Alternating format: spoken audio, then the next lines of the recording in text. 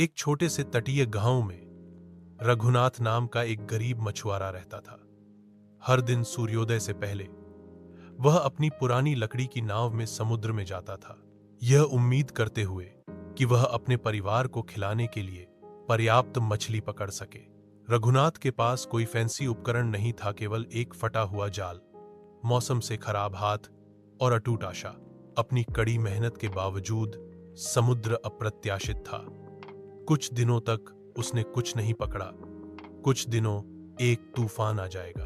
वह अपनी नाव चलाता था और वह भीगकर, थका हुआ और खाली हाथ घर लौटता था। उसकी पत्नी मीना ग्रामीणों के लिए कपड़े सिलती थी और उसका बेटा गोलू एक स्ट्रीट लैंप के नीचे पड़ता था, क्योंकि वे खर्च नहीं कर सकते थे बिजली। लेकिन फिर भी रघुनाथ ने कभी हार नहीं मानी। उसका मानना था, एक दिन मेरे बेटे को समुद्र से नहीं लड़ना पड़ेगा, वह बेहतर जीवन जिएगा। एक रात एक भारी तूफान तट से टकराया। मछुआरे को चेतावनी दी गई थी, किनारे पर रहने के लिए कहा, लेकिन रघुनाथ के पास कोई विकल्प नहीं था। उसके घर में खाना नहीं था।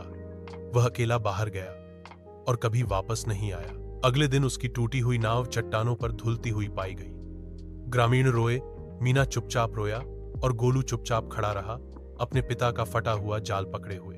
साल बीत गए। गोलू ने कड़ी मेहनत की, छात्रवृत्ति प्राप्त की और एक समुद्री इंजीनियर बन गया। स्नातक समारोह में उसने कहा, मेरे पिता गरीब मर गया, लेकिन उसने मुझे सबसे अमीर विरासत दी, ताकत, ईमानदारी और बलिदान।